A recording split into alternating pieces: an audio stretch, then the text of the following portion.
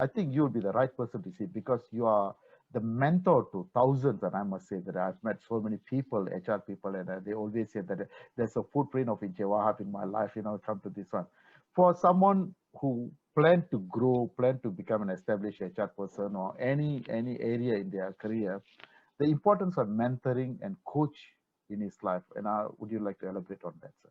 Having the right But mentor or coach. I think having mentor is something will facilitate you to move on. Why I say that mentor? Mentor is this. I personally, I have a mentor at the time when I'm climbing up the career. Hmm. Um, Somebody who will always provide you no holds barred feedback. Right. Somebody that always guide you. Somebody that will always download their own experience, so that you'll be able to get it. I give you one good example. When I was climbing up my ladder, Hmm. my mentor told me, Wahab, one of the things that I need you to take note is that I know that you like to make jokes, Hmm. but as you climb up the ladder, you must be very careful when to make the joke, to whom you make the jokes. Correct. And until now, I still remember that. This Hmm. position ourselves because as you move up the organization, one important element that you must have is to develop your executive presence. Executive presence. Okay. Right? A Elaborate. lot of think they have that, but it's not necessarily so. Hmm. Is that executive presence also we can link to personal branding that one must build in the corporate place? You're right. Hmm. Active present personal branding. Personal branding is the beginning for you to position yourself. Hmm. But people who do personal branding but do not have the executive presence.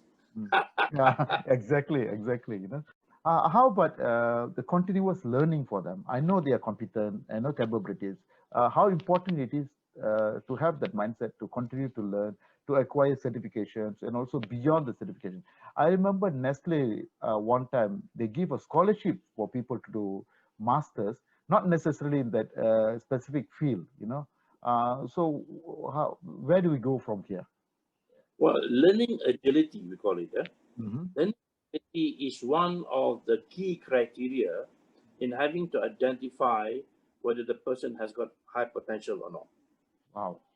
What do you mean by learning agility here is that the person must show that he or she is always on the learning mode. Hmm. Because look at the rate of changes that we have right now are more so in the gig economy. Yeah, correct. Whatever that we have learned today, in 1 to 2 years' time, is going to become obsolete. True, In true. whichever in the field of supply chain, in the field of production, marketing, whatever it is. Correct. So the learning has got to come in. This is where I always stress that it is not just having the degree. Hmm. I think if the person who is actually agile in the learning would go to the extent of having to acquire knowledge on certification in the area in which they are doing. Let me give you an example. If you are an HR person, it's not just having a degree in human resource. Hmm. Now you're going to go and have a degree in HR certification, Yep, correct. either with HRM, ICPD, whatever it is. Hmm. Hmm. Number one. Number two is apart from that, you have got to continuously learn Hmm. through online. I think now, especially now during the pandemic, you do at home, you can do a lot of things to search into, apart from just the technical issues that you need to upgrade yourself or get certification. The other important thing is that what are the soft skills that Yeah. you would like to acquire. Hmm. This is, you can see a lot when you Google, you can see these are the things that need to be there. For example, the drive the person must have, the Hmm. growth mindset. This is very important. Yeah, Growth important. mindset. Hmm. Because if a person don't have the growth mindset, they cannot add further value to the They organization. don't see positive in anything they do. There is no way that you can actually grow. Yeah.